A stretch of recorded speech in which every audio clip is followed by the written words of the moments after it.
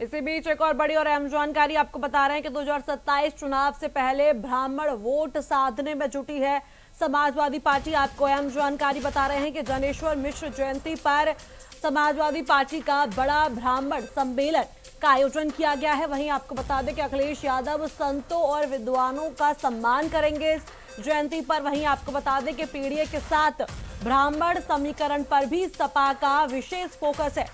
आपको बता दें कि काशी, मथुरा और अयोध्या के संत सम्मेलन में होंगे शामिल। वहीं वैदिक मंत्रोच्चारण के साथ सपा देगी चुनावी संदेश। ये बड़ी और अहम जानकारी आपको बता रहे हैं कि 2027 की तैयारियों में सपा का नया सामाजिक समीकरण देखने को मिल रहा है। आपको बता दें कि उत्तर प्रदेश में 2027 के विधानसभा चुनाव से पहले समाजवादी पार्टी नए राजनीतिक समीकरण बनाने की कोशिश कर रही है। और आपको बता दें कि पिछड़ा, दलित और अल्पसंख्यक की राजनीति के साथ अब समाजवादी पार्टी ब्राह्मण समाज को भी जोड़ने का काम कर रही है।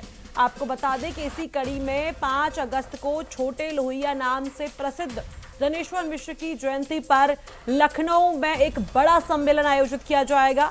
आपको बता दें कि पार्टी इस आयोजन के जरिए ब्राह्मण समाज को एक पॉजिटिव संदेश देने और 2027 के विधानसभा चुनाव से पहले अपने सामाजिक आधार को और मजबूत करने की कोशिश कर रही है।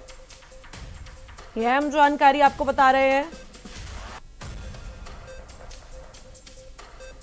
इस खबर पर हमारे साथ अधिक जानकारी के लिए लखनऊ से हमारे संवाददाता बसंत मिश्रा हमारे साथ जुड़ रहे हैं। बसंत, 2027 के जो आगामी चुनाव हैं उनको लेकर जो सपा है वो ब्राह्मण वोट साधने की कोशिश कर रही है, इस पर क्या कुछ जानकारी है?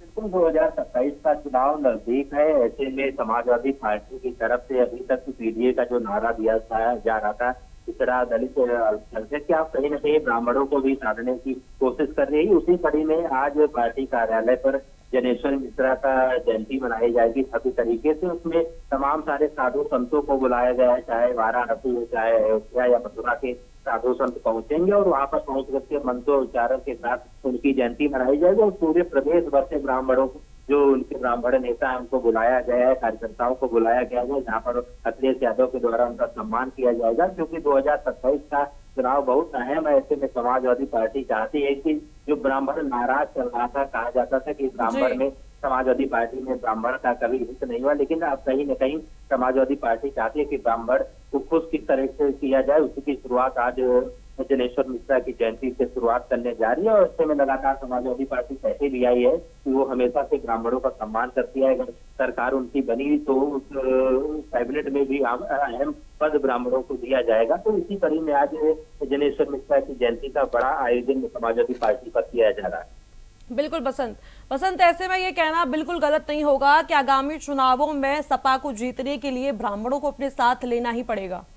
बिल्कुल, देखिए, चूंकि लगातार 2012 की बात की जाए तो उस समय भी जब समाजवादी पार्टी की सरकार बनी थी तो वो उसमें भी कहीं ना कहीं अहम रोल ब्राह्मणों का था। और साथ में मायावती 2007 में जब उनकी सरकार बनी थी तो उसमें ब्राह्मणों को लेकर के, तो इस बार चूंकि लगातार समाजवादी पार्टी 2 बार चुनाव तो विधानसभा का लड़ी, लेकिन उसको जीत नहीं मिली थी। लेकिन तीसरी बार 2023 का चुनाव तैयारी करी तो इस बार चाहती है कि जो नाराज ब्राह्मण से रहे उनको किस तरह से मनाया जाए, अपने पालों में लाया जाए।